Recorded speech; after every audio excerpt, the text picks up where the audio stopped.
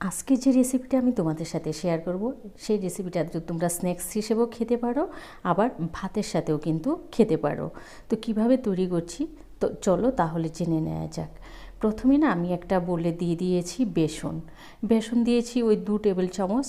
তারপরে দিয়ে দিয়েছি এখানে তোমার চালের গুঁড়ো আমি দিয়েছি 2 টেবিল চামচ, দুটো কিন্তু সম পরিমাণে নিতে হবে।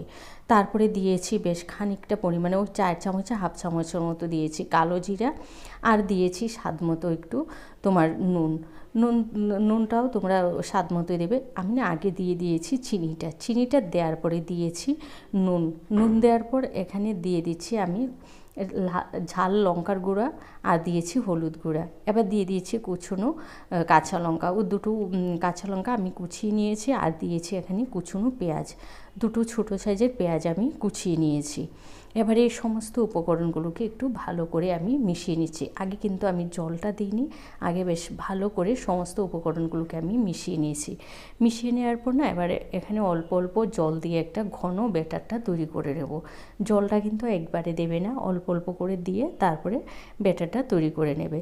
তো দেখো ব্যাটারটা কিন্তু আমার পুরোপুরি তৈরি হয়ে গেছে, আর একটু না সময় ধরে ফেটাবে, তাহলে কি হবে পকোড়াটা খেতেও কিন্তু খুবই সুস্বাদু হয়, আর একদম ফ্লাফি হয় আর মুচমুচে হয়। তো ব্যাটারটা আমার পুরোপুরি তৈরি।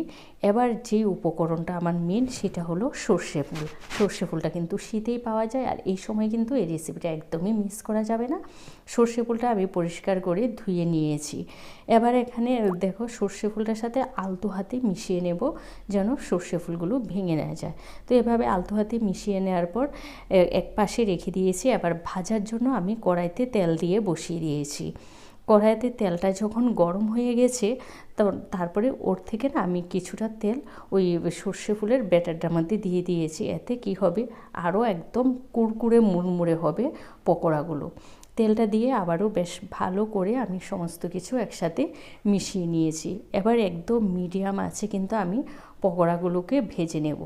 তো আমি চামচ দিয়ে দিয়েছি, তোমরা চাইলে হাতেও দিতে পারো। আমার না ওই গোলগোলে থেকে এবড়ো খেবড়ো শেপটা ভাল লাগে দেখতে, তাই আমি চামচ দিয়েছি।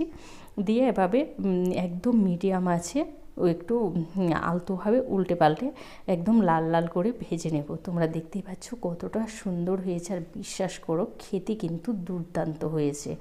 তোমরা অবশ্যই সর্ষে ফুল এনে এই পদ্ধতিতে একবার পকোড়াটা তৈরি করে খেয়ে দেখো। তোমরা ভাতের সাথেও খেতে পারবে, এমনকি বিকেলে স্ন্যাক্স হিসেবেও খেতে পারবে, এতটাই সুন্দর হয়। তো আমার সমস্ত পকোড়াগুলো ভাজা হয়ে গেছে। তোমরা এই রেসিপিটা কিন্তু একদমই মিস করবে না। তোমরা ভালো থেকো, সুস্থ থেকো, আবারও দেখা হবে নতুন ভিডিও নিয়ে। আজকের মতো টাটা।